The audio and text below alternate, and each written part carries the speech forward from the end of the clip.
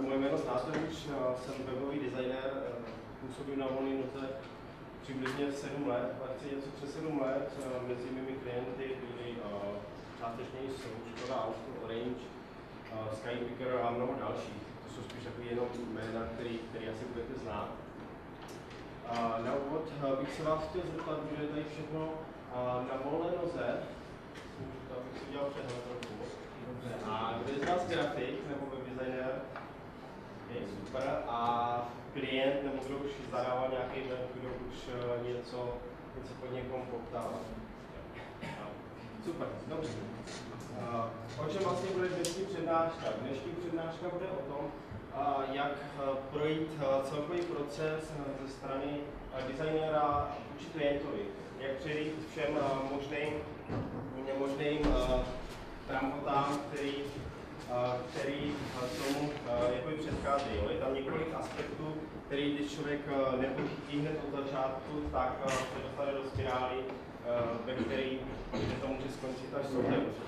Bohužel. Na úvod je důležité si s klientem hned říct nebo ujasnit zadání. Já mám pro vás ještě připravený, že tady přišel dokonce, doufám, že všichni, nějaký benefit, abyste si něco mohli odnést z téhle přednášky, tak to bude zadání. Ještě vám řeknu pak, kde se ho můžete najít. Když budeme mluvit o zadání, tak samozřejmě bude se lišit zadání pro copywritera, pro marketing specialistu, ale dneska budu pojednávat vyloženě jenom o zadání pro webový design. Když začnete nebo poptáte klienta, nebo klient poptá vás, tak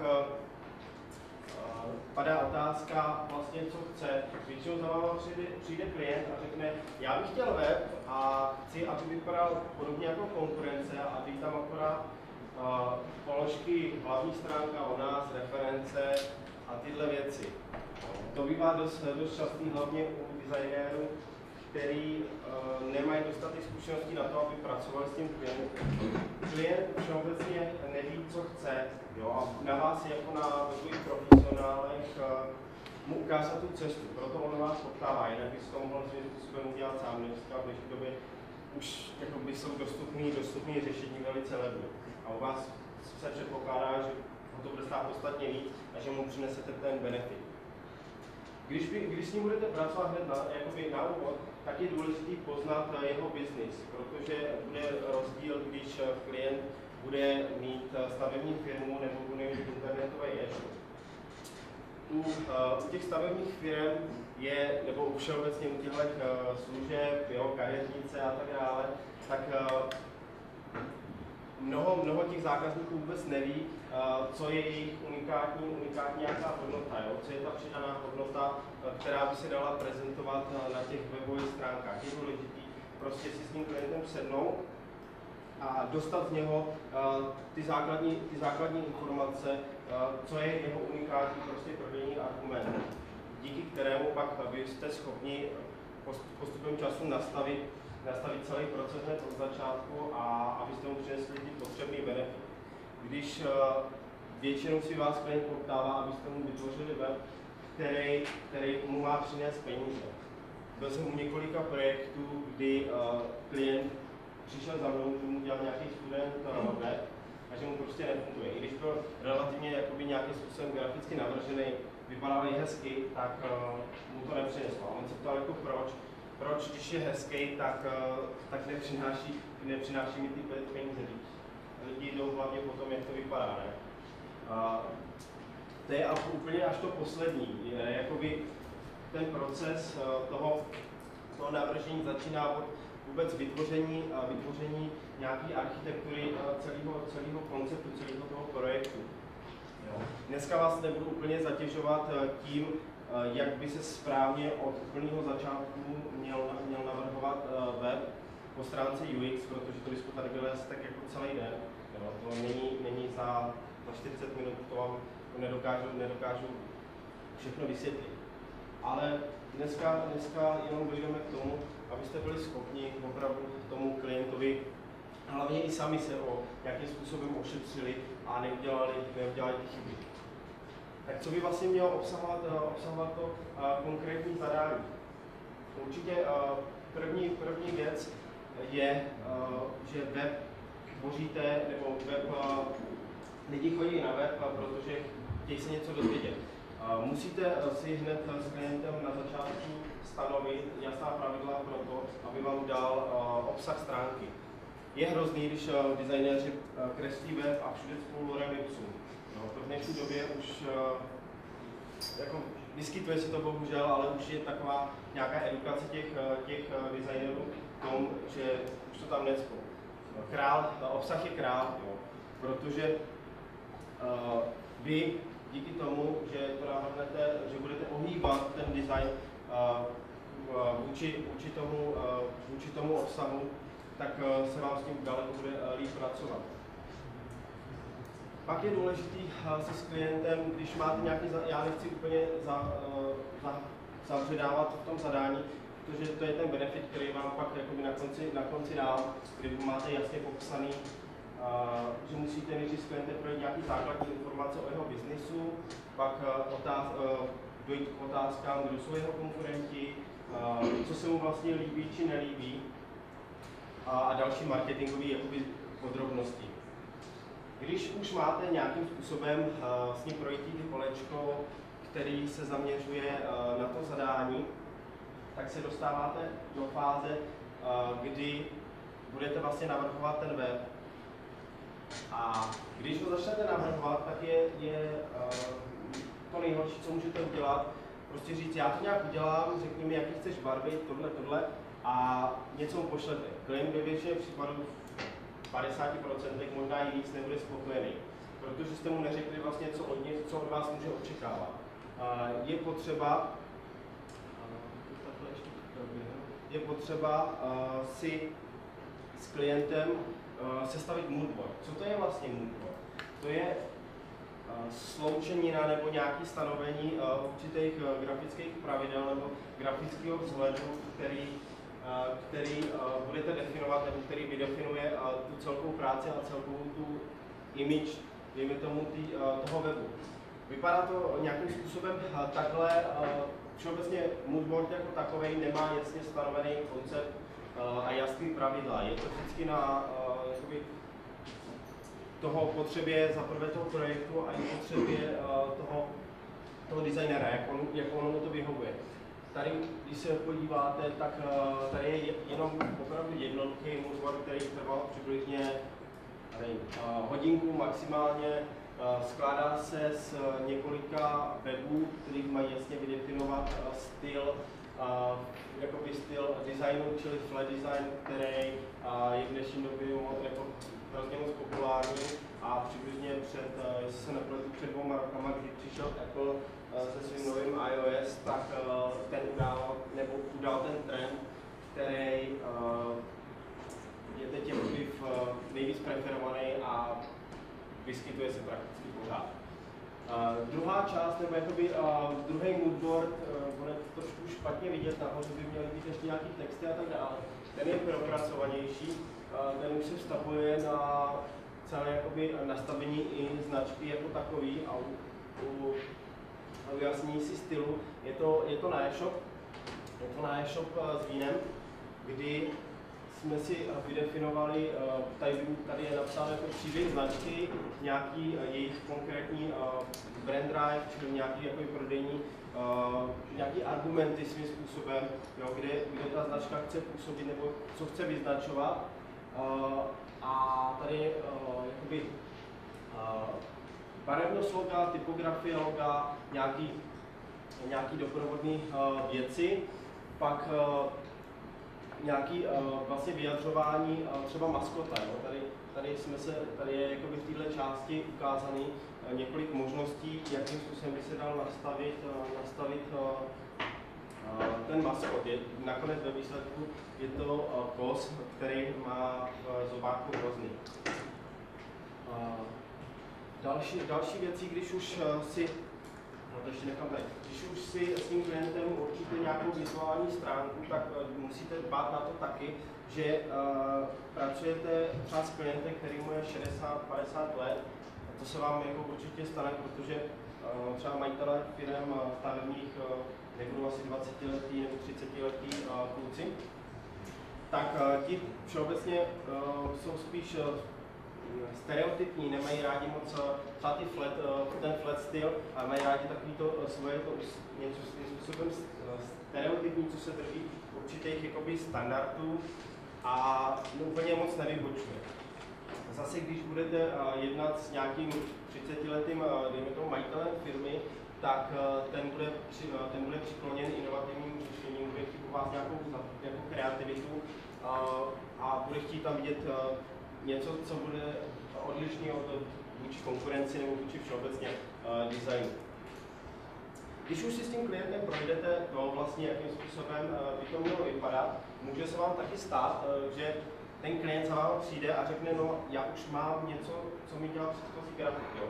Najednou z toho vidět, že je nějaký brand manuál, který prostě jasně definuje styl značky. Takže je dobrý se ho vůbec zeptat na to, jestli už někdo mu něco dělal, protože se vám stane určitě a stává se to hodně často, že klient už má nějaký web hotový a že mu budete řešit nějaké nové řešení. Takže je dobrý si úplně říct a projít si s ním všechno, co má za materiály, jaký má obsah, jo? Úplně všechny informace, co jdou. Když si s ním určíte tu vizuální podobu, je čas začít tvořit. Já doporučuji, když děláte design, tak dělat to ve 3 krocích. Jo? Vždycky poslat klientovi část webu, který on si může předschválit a zlepšit vám tu práci, než kdybyste mu poslali hotový díl a on vám řekl, no mně se to nelíbí, já bych to chtěl jako jinak trochu a tak. Já vždycky se domluvím s klientem na začátku, že má nárok na 3 kola iterací, což znamená 3 kola připomínek. Jo. Pak říkám, jakoby moje pravidlo je 3krát a dost, pak už řeším s klientem to individuálně s tím, že už si musí za to připlatit. K tomu se ještě dostaneme pak postupem času k těmhle ještě jakoby technickým záležitostem, spíš i trošku právním záležitostem, protože stane se, že když klient v polovině, nebo když mu děláte hotovou stránku nebo web, to je jedno, tak řekne, no, ale tak sice jsme si to procházeli, ale mně se to furt nelíbí. Stává se to třeba v 10%, někdy i míň, a není to tak moc markantní číslo, tak se s ním domluvím, že jestli chceš klientem nový web, tak mi zaplať 50% částky jakoby z toho návrhu, dejme tomu hlavní stránky, a já ti vytvořím klidně nový. Protože vy už jste v tom jakoby zabředlí a i pro klienta, i pro vás je jednodušší, když mu uděláte nějaký nový návrh. Stane se, že prostě ten grafik na to nemá, nebo ten klient fakt už nemá trpělivost, nebo chce zkusit někoho jiného, tak se s váma rozloučí. Jo. Stává se to, s tím člověk nic nenadělá. Když už si projdete nějakým způsobem to kolečko vůbec všech designových záležitostí, tak byste se měli dostat na technické řešení. Je hrozně důležitý asi s klientem, jaký bude technické řešení, protože bude záležet, jestli to bude chtít na mobilní zařízení primárně nebo na webových a tak dále. To už sice byste měli udělat do jisté míry ještě před tím vůbec designováním, ale ne úplně před tím moodboardem jako nastavení značky, protože musíte si uvědomit, že když budete designovat webovou stránku, tak to používají lidi myší. Jo? A když to bude na mobilním zařízení, tak lidi na tom většinou mačkají prstama a malá ikonka, která bude jakoby fajn na webu, tak už nebude fajn na mobilu, protože ji nikdo neuvidí, nikdo na ní není schopný kliknout. Je několik postupů, jak vůbec postupovat. Můžete začít navrhovat od mobilu, čili mobile first, a postupovat dalšíma platformama. Ale ve výsledku klienti, když to nejsou opravdu velký klienti, tak většinou poptávají jenom web, protože celkově ty náklady na ten responsivní design jsou pro ně drahý a nejsou ochotni to zaplatit. A ve výsledku, když se pak člověk zjistí postupně třeba za půl roku, kolik mu vůbec lidí přistoupilo a z mobilních zařízení, tak jsou to třeba 2%, který, když mu tam přijde, dejme tomu 1000 lidí za za 2 měsíce, tak jsou prostě mizivý číslo. Když si s ním jakoby projdete tohle celkový kolečko, tak musíte myslet na to, že teď jste jakoby dělali všechno zadarmo a na dobrou vůli. Takhle to chodí v 70% případů a to je hrozně špatně. Vy i klient se tím vystavujete hromnému riziku. Jak tomu předejít? Já si už přibližně 5 let beru 50% zálohu, vůbec než začnu pracovat, protože když už je člověk v polovině práce, tak tomu obětoval poměrně dost času. Samozřejmě záleží na rozsahu projektu, ale nikdo vám ten čas už nevrátí. Jo? A klient řekne, dobrý, tak dělal jsem něco, já už to nepotřebuji, ani se vám neozve a je to hrozná škoda. Těma 50% vy toho klienta motivujete, aby u vás zůstal, aby to s váma ten projekt dotáhl do konce. Ale bohužel stává se i to, že ani těch 50% ho nemotivuje. A to jsem za poslední 4 roky zase začal aplikovat, a to smlouvu. Do tohoto segmentu postupem času, jakoby webu a tak dále, protože to technicky celkově to řešení těchto věcí bývá dost komplikovaný a je určitě dobrý si s ním sestavit smlouvu a ošetřit všechny právní věci. Mně se stala taková příhoda. Poptal si mě klient, který byl na doporučení, říkal jsem výborně, tak někdo známý, to bude jedna báseň a už o mě něco ví, má ke mně důvěru, to bude fajn, no to vina. Což bývá prostě úplně super, tyhle lidi nehledí jako primárně na biznis, ale chtějí, prostě mají to svoje, to víno, prostě a to milují. Takže já jsem si říkal, že s tím bude jakoby lehká práce. Poznal jsem ho, udělal jsem s ním to komplexní kolečko, co potřeboval. Prostě byli jsme všichni jakoby postupem času hrozně spokojení, jak vůbec ten web se vyvíjí. A došli jsme k závěru, že dostal hotovou grafiku, ta se mu líbila, odsouhlasili jsme si to na schůzce a říkal, no já bych to potřeboval ještě nakodit a naprogramovat, abych si tam chtěl přidávat novinky a tyhle věci. Já jsem říkal, tak, že jste to vy, tak jste mi hrozně sympatický, nemám si problém, mám lidi, kteří to dělají, jsou šikovní, aspoň jsem si myslel, že jsou šikovní.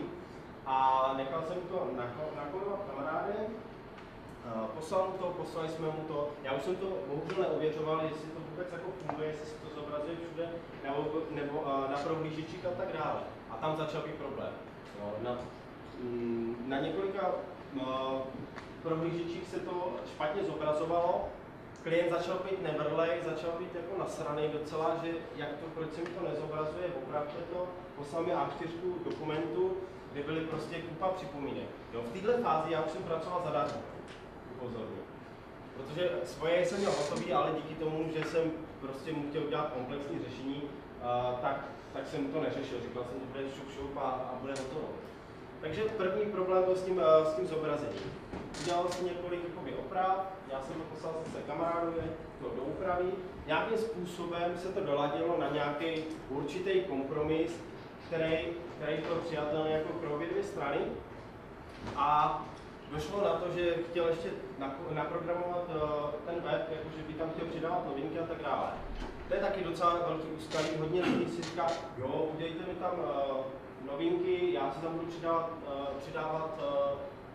přidávat nějaký aktuality, co se děje v webinaři a tak dále. Většinou tam bývá, jako vítejte na novém webu a pak rok nic, jo.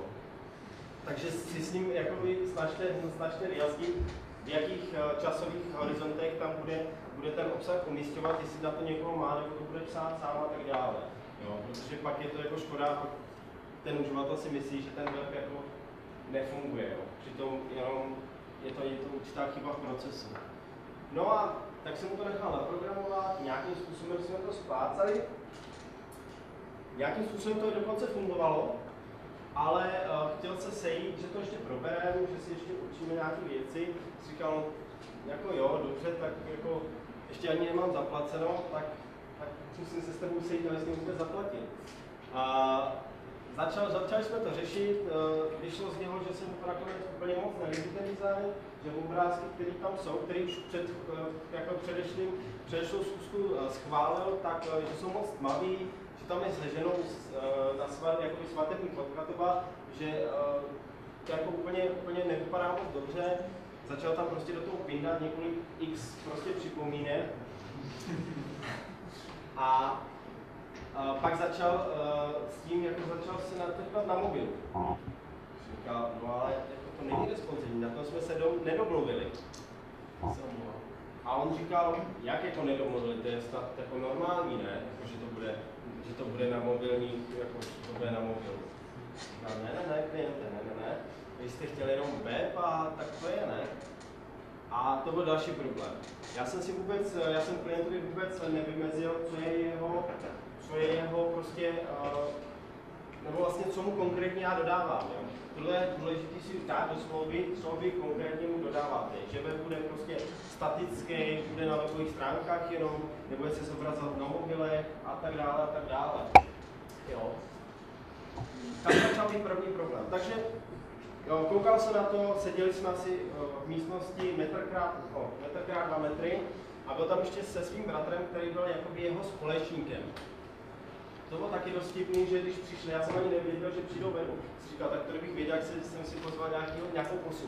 Ne, to je v pohodě.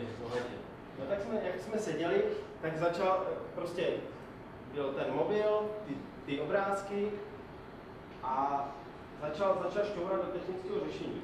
Jo. Další věc, co je nejhorší, když si k tomu pozve nějakého SEO specialistu. To je taky velká zábava. Většinou SEO specialisti, když jsou fakt dobří, tak je znáte. Jo. Prostě ty lidi jsou hodně výrazní na poli internetu a máte k ním důvěru. A to byl nějaký člověk, který si myslel, že je SEO specialista a začal do toho pindat, že kde můžu přidávat do patičky zpětné odkazy, kde prostě vyplním kde si cosi, jo, a prostě takový hrozný bláboli. Což v dnešní době před ještě několika lety to bylo ještě relativně jako použitelný, ale dneska už je to úplně zazenité, jo, to už prostě nefunguje takhle. No a dostávali jsme se, jakoby ta schůzka gradovala a já jsem říkal, no dobrý, tak se domluvím asi takhle, ukončíme to, já už s váma asi nechci dál spolupracovat, zaplaťte mi to, co jsem udělal, tady máte web, nějak to funguje, na tom jsme se domluvili, já už jako s váma nechci nějaký dál pokračovat. Tak začal být prostě, začal po mně křičet, ty tucáku jeden, co si myslíš, jako, že ti budu tady platit za něco, co nefunguje, jo. Ono to fungovalo, opravdu to nebylo zase tak hrozný, ale ten klient, nebylo. Vypadalo to hezky, ale klient prostě díky tomu, že jsem si s ním nevydefinoval ve smlouvě, vůbec jsem žádnou smlouvu neměl, jo, ani zálohu, tak neměl jsem na něm žádný obranný mechanismy, který by ho donutili prostě jasně platit třeba, nebo to zadání prostě jako schválit, jo. No, nakonec to dopadlo tak, že jsme se rozešli, já jsem si slíbil, že ještě něco dodělám, že se tam jako s programátorem pokusíme dát ty zpětné odkazy někam, do patičky. A pracoval jsem na tom, ještě se tam ty obrázky předělávaly, jaký blbosti. A po 2 dnech, když jsem na tom pracoval, tak napsal SMS-ku, končím s váma, zastavte všechny práce, budeme to dál řešit.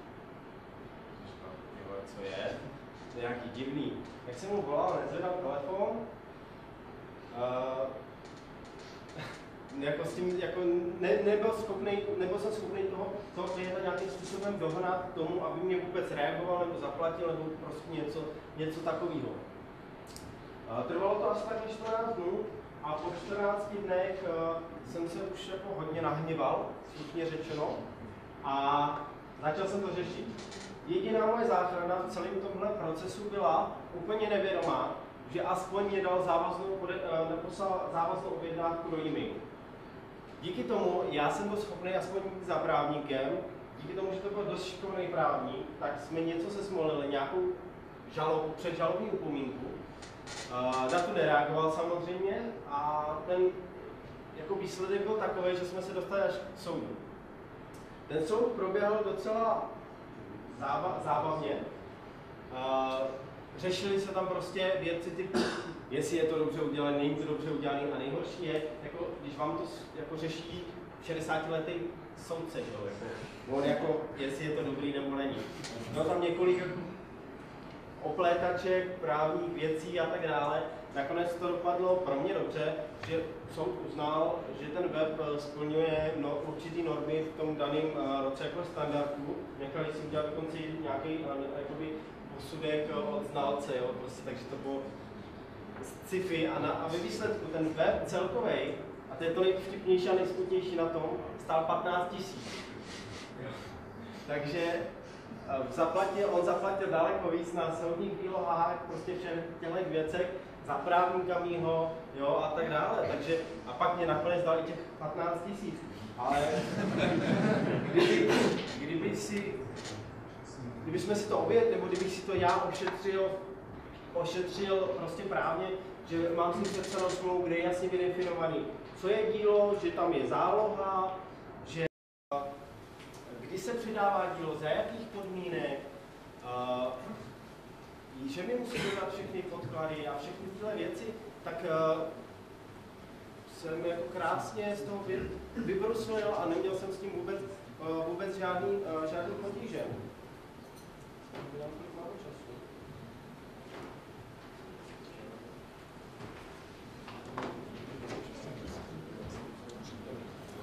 Takže to je takový jakoby, příběh, který je asi dost unikátní. Snažil jsem se to hodně řešit i s kolegama, jestli se jim vůbec takový případ stal, a oni mi řekli, ne, my máme zálohu a jako to je úplně v pohodě, ne? No, bylo to bohužel záležitost stará přibližně 6 let dokonce, cca 5 let, kdy jsem jakoby byl na samotném začátku a vůbec jsem typ záloha, jo. Já jsem myslel, že ty klienti nejsou ochotní dávat jako někomu zálohu, prostě, který ho nikdy neznají a tak dále, ale doba je jiná. Doba je taková, že jsou ochotní dávat ty peníze, protože mají určitou k vám důvěru, když už si vás poptají. Oni si vás samozřejmě nějakým způsobem ověří, jestli jste vůbec fungovaní na tuhle roli a tak dále. Dá se i předejít k tomu vůbec, abyste se dostali do takovýhle šlamosti tím, že si toho klienta ověříte. Jo, většinou klienti, kteří jsou dost problémoví, tak po vás tak chtějí, aby to stálo co nejméně, bylo to za co nejrychlejší čas, ale hlavně myslí si, že mají ve všem pravdu. Jo? A v tu chvíli a prostě do toho celého procesu, který by měl být z vaší strany jakoby ověřený, a tím, že jste profesionál, tak byste měli mít tom pravdu, tak on vás naprosto schazuje. A pak v tu chvíli se dostáváte do role otroka a on je vaším malým diktátorem. Dá se tím předejít, jako úplně toho klienta vy nedokážete odhadnout na první schůzce. Jo. To se bohužel stává, ale když tam jsou určitý tyhle signály, tak je lepší se pořádně zamyslet, jestli vůbec mi to za to stojí. Jo. A když se budeme mluvit o 10 000 třeba za web, tak vám to určitě za to nestojí. Jo. Když by to byl klient, který vám utratí u vás jako 4 milionů, tak se dá jako nad tím uvažovat, s tím bude určitá práce. Určitě je dobrý si ověřit toho klienta jako takovýho. V dnešní době Google prostě si zjistit o něm buď to dobrý nebo tu špínu, to je jakože určitě fajn, jo. Jestli je platíš, neplatíš, jo. Prostě pak vám to ušetří v celkovým procesu hrozně moc jako času. Jo. No. Takhle může vypadat ten klient, který se mnou měl to dočinění, nebo já jsem bohužel s tím měl to dočinění. Vždycky jako všechno se bude točit okolo peněz. Jo. Bohužel dnešní doba je na tohle dost zlá a vy se proti tomu musíte ubránit. Co by mělo ještě být, já to shrnu, ten předmět toho díla, teda té smlouvy, určitě jakoby předmětem, jo? Když dodáváte grafické zadání typu PSD nebo to už je na vás, jo? Nebo kód, třeba té dobrý kódeři, protože když si to s ním neurčíte, tak ta forma, jo, toho dokazování, co vlastně, kde končí vaše práce a tak dále, tak je dost složitá. Doporučuji vám, když už se dostanete do toho a myslíte si, že jste silní na řízení celého projektu, tak si určitě za to vezměte nějaký procento, prostě nějaký peníze za v úvozovkách projektových řízení, který vám pokryje část těch starostí, kdy se dohadujete s klientem, že jestli to tak, není to tak a tak dále. Doporučuji jako mít ověřený dodavatel, ověřený klienty. Je fajn, když spolupracujete s nějakým kamarádem, co s váma studuje třeba, ale úplně je, jako bych se do toho nepouštěl hned na nějaký placený projekt. Je dobrý si ho zkoušet na nějakých neplacených projektech, kdy o nic prakticky nejde. Termín dokončení díla jakoby samotného. Já jsem dělal takový průzkum a zhrozil jsem se toho, že všeobecně lidi na volné noze nedodržují termín. V dnešní době se to, a to je hrozná škoda, v dnešní době se to stává svým způsobem jako konkurenční výhodou. Když klientovi dodáte věci včas, tak bude s váma spokojený a nebude mít důvod od vás odcházet. Jo. Díky tomu si toho klienta zaháčkujete a budete s ním dlouhodobě spolupracovat. A mít takhle na volný noze třeba 4 stálí nebo 10, to je jedno, klientů, který vás prostě poptávají furt dokola, tak nemáte s tím problém se uživit. Předání díla.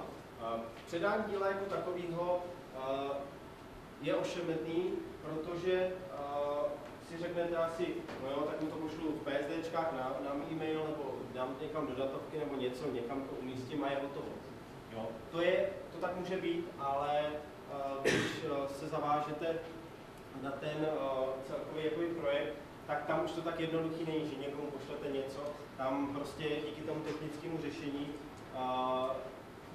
je to dost ošemetné. Takže si prostě vydefinujte přesně, kde se to bude zobrazovat, na jakých prohlížečích, co tam bude přesně, jo, jaký bude používat řešení technické a tak dále. Doporučuji ještě, co se týče toho termínu dokončení, tak si s ním říct, nebo dát si do smlouvy takovou pouzlnou klauzulku, v případě, že klient nedodá podklady, třeba dejme tomu do 7 pracovních dnů od podepsání této smlouvy, tak není ten grafik povinen dodržet termín. Takže může se vám zdát, že občas je ta komunikace s těma klientama dost náročná, že mi trvá prostě měsíc nebo 14 dní, to už je jedno, vůbec dodat celkový ty podklady. A pak on vás potahuje s tím, že s váma má smlouvu a že tam je nějaký termín a zase je všechno špatně. Jo? Takže napište si tam, aby vám prostě dodal podklady a jaký konkrétně podklady, které od něho potřebujete. Další věc, co se týče těch podkladů, tak ještě se vrátím k tomu obsahu. Jo? Většinou klienti řeknou, já dodám obsah v polovině projektu a to nějak uděláme. Ne, opravdu trvejte na tom, aby vám dodal všechny podklady, než vůbec začnete pracovat, protože vám to ulehčí celý ten průběh. A ulehčíte tak práci i ostatním, kdo vás třeba budou ten projekt přebírat. Tu smlouvu, těch 50% zálohu, tu smlouvu, to jsem říkal, myslím si, že na začátku, když třeba jste začínající grafici nebo už nějakou malou zkušenost máte, ale nechcete mít třeba větší klienty, nebo ono je to těžké jako větší klienti, ale jako co je vlastně větší klient, ale ta základní obrana je ta záloha. Pak když už chcete jít do důsledku a chcete prostě to mít fakt 100% pokrytí, tak doporučuji opravdu tu smlouvu. A smlouvu tohohle typu vám dokáže napsat každý šikovný právník, jo, nemusí to být 30stránkový elaborát, ale stačí prostě 2-3 stránky, kde je jasně všechno vydefinovat. No, pak můžete dopadnout tak, jako jsem skoro dopadl já. Bohužel, jakoby naštěstí jsem nebyl takhle jako ten černok na klepetek, ale stejně jsem s tím právníkem prostě vypadal jsem podobně, jo, trochu. Takhle sklesle. Jsem s tím právníkem řešil prostě v toho soudu, jak to vlastně dopadne. A do poslední chvíle to bylo takový nejasný, protože nikdo nedokáže odhadnout toho soudu do poslední vteřiny, jak jak se ten soudce rozhodne. Další věc, která je jakoby dobrá, ale to spíš už se váže k tomu základu, tak když probíhá ten proces té grafiky, tak si s tím klientem sestavit nějakou strukturu webu vůbec. Tomu se říká wireframe, pak je ještě prototyp, to je tady. Wireframe je nějaká obsahová maketa webu, jak by vlastně mohl vypadat. Klient má rád, když je něco hmatatelného, když se hned na něco může podívat, a když uděláte tu maketu, tak pak už v tom grafickém programu, protože to se většinou dělá troška papír, tak v tom grafickém programu už nemusíte tak moc čarovat a nezabere vám to tak moc času. Doporučuji tady si třeba vyhradit, já nevím, 3, maximálně 5 hodinek na to sestavení, záleží na velikosti projektu, a pak vám to bude daleko rychleji v tom grafickém programu, protože budete mít utříděné myšlenky a nebudete tam lovit jakoby z patra. Co se týče toho prototypu, tak to už je jakoby sofistikovanější nástroj, který dokáže nasimulovat komplexně jakoby web, s tím, že dokáže umístit produkt do košíku, jo, dokáže se proklikávat z různých jakoby stránek, jo, dělat nějakou interakci s tím obsahem. To doporučuji spíš jakoby na projekty typu e-shop a jakoby nějaký, dejme tomu, větší projekty, třeba 15 stránek plus, jo, prostě fakt, když je to větší, protože tohle už není otázka 5 hodin, ale může vám to zabrat třeba polovinu času vůbec toho celého projektu. Jo. A je otázka, jak budete šikovně jednat s tím klientem, protože jakoby wireframe a tyhle věci oni moc klienti nechtějí platit, protože je to svým způsobem něco, co oni nemají jak použít. Jo. Je to prostě něco pro vás, takže opravdu doporučuji využívat hlavně ty wireframey, a to většinou bývá svým způsobem neplacený, a až ty prototypy, když je to nějaký velký klient a chce vám a je ochoten to zaplatit. Ještě shrnutí malé, tak sestavení zadání, teď si myslím, že už za chvilku budeme končit, tak vám to můžu říct na mých stránkách www.michalmervar.cz dostanete zadání, nebo můžete si stáhnout zadání, který má několik stránek, a s tím klientem si to můžete projít. Je to jakoby krásný výstup z té první schůzky, dejme tomu, kde vy jste schopni mít jakoby nějaké relevantní nějaký podklady. Ještě další věc, co se stává, na co jsem zapomněl říct, neřídíte cenu při prvním prostě nějaký komunikaci s tím klientem. Jo? On se vás zeptá, no, já bych chtěl web a kolik mě to bude stát. Jo? Když řeknete třeba 10 000 a ve výsledku to bude nějaký prostě středně velký web, který stojí třeba jako, nebo něho bude stát 30 000. Jo? A on řekne, no, ale vy jste mi říkal na první schůzce, že to bude stát 10 000. Pak už se z téhle jakoby spirály nebo z tohohle zamotání nedostanete a už nemůžete jít jako prostě výš. Jo? Jedině níž. Takže doporučuji si s klientem nebo s klientovi naceňovat ten web, a když vám vyplní to zadání, když si to nějakým způsobem můžete projít a promyslet tu cenu.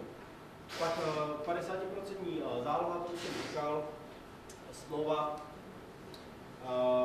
Díky těmhle věcem se vám podaří dosáhnout méně stresu při projektu. Jo.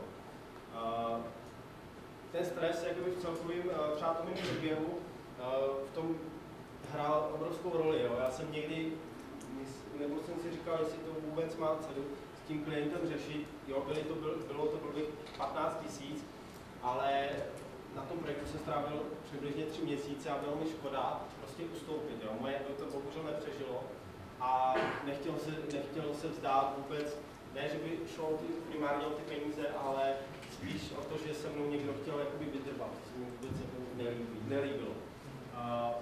Doufám, že se poučíte díky této přednášce z mých chyb a že budete předcházet jakoby těmhle věcem a budete mít jakoby spokojený projekty a spokojený klienty.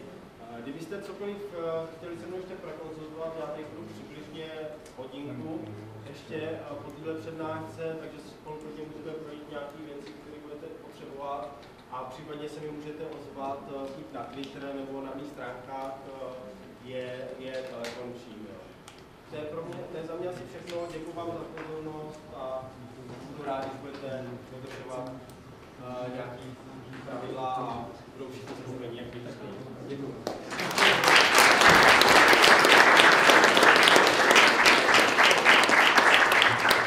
Ještě tady prostor si myslím určitě na dotazy, tak kdybyste se chtěli ptát, jo, ještě máme chvilku, tak se klidně ještě ptejte, máme 5 minut, jo. Máte někdo něco? Tak jo, no. Určitě, používám Excel, je to software nejvíc sofistikovaný, který na světě existuje. Je poměrně dost drahý, ale je tam 30denní trial verze, ale když budete šikovní, tak jste schopni pak dostat studentskou licenci, která je zdarma. Ten software stojí přibližně 400 nebo $500, což je dost drahý. A tam vždycky dělat všechno.